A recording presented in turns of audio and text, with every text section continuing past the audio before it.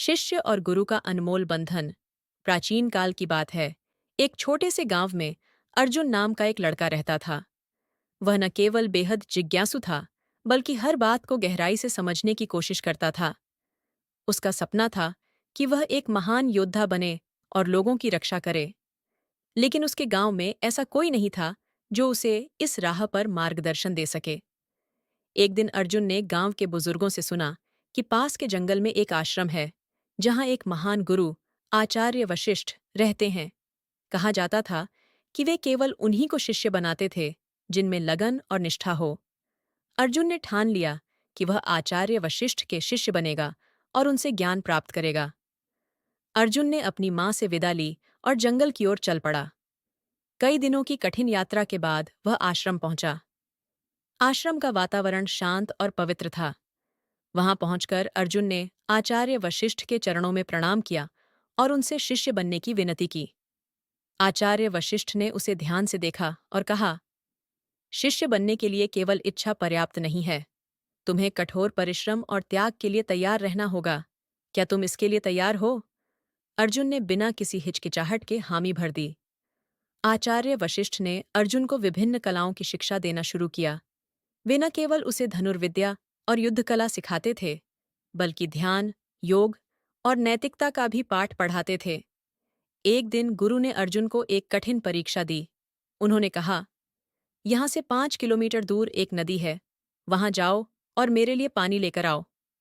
लेकिन ध्यान रहे, इस दौरान तुम कोई शॉर्टकट नहीं लोगे और किसी भी प्रलोभन में नहीं फंसोगे। अर्जुन ने आज्ञा का पालन किया और यात्रा शुरू की। रास्ते में उसने देखा कि जंगल में एक घायल हिरण पड़ा है। उसकी अवस्था देखकर अर्जुन रुक गया। उसने सोचा कि गुरु की आज्ञा का पालन करना जरूरी है, लेकिन इस जीव को यूं मरने के लिए छोड़ देना क्या सही होगा। उसने अपनी समझदारी का इस्तेमाल किया। पहले हिरण की मदद की और फिर गुरु के लिए पानी लाया। जब वह आश्रम लौटा तो उसने सारी बात गुरु को बताई। गुरु मुस्कुराए और बोले, तुमने आज मुझे यह दिखा दिया कि सच्चा योद्धा वही होता है जो अपने कर्तव्य और करुणा के बीच संतुलन बनाए रखता है। समय बीतता गया और अर्जुन ने गुरु से हर वह विद्या सीख ली जो वे सिखा सकते थे। लेकिन अर्जुन केवल एक शिष्य नहीं था, वह गुरु का सबसे प्रिय और विश्वासपात्र बन गया। आचार्य वशिष्ठ भी अर्जुन की निष्ठा और मेहनत से प्रभावित थे। एक दिन आचार्य वशिष्ठ ने अर्जुन से पूछा, तुमने मुझसे इतनी सारी बातें सीखी हैं, लेकिन तुमने अब तक मुझसे सबसे बड़ी सीख क्या पाई? अर्जुन ने सिर झुकाते हुए कहा, गुरुदेव, मैंने आपसे सीखा है कि सच्चा ज्ञान केवल शस्त्रों और शक्तियों में नहीं होता, बल्कि मन की शांति, करुणा और अनुशासन में होता है। ये सुनकर आचार्य वशिष्ठ की आंखों में खुशी और गर्व के आंसू आ गए। अर्जुन की शिक्षा समाप्त होने को थी, लेकिन उससे पहले आचार्य वशिष्ठ ने उसकी अंतिम परीक्षा लेने की सोची। उन्होंने अर्जुन को एक खाली मैदान में बुलाया और कहा, तुम्हें इस मैदान में मेरी रक्षा करनी होगी।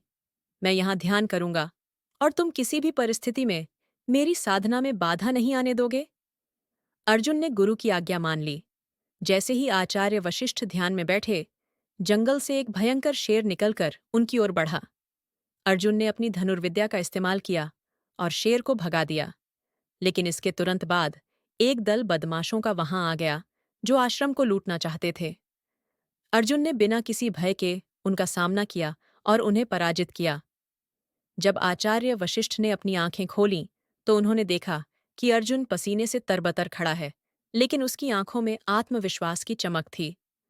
गुरु ने कहा, आज तुमने यह साबित कर दिया कि तुम न केवल एक महान योद्धा हो, बल्कि एक सच्चे शिष्य भी हो। कुछ दिन बाद अर्जुन ने अपने गुरु से विदा लेने का निर्णय लिया। उसने कहा, गुरुदेव, आपने मुझे जो कुछ भी सिखाया है, उसके लिए मैं आजीवन आपका आभारी रहूंगा। अब समय आ गया है कि मैं इस ज्ञान का उपयोग समाज की भलाई के लिए करूं। आचार्य वशिष्ठ ने उसे आशीर्वाद दिया और कहा, याद रखना अर्जुन, सच्चा योद्धा वही होता है जो अपने कर्तव्यों को निभाने के साथ साथ मानवता की सेवा करता है।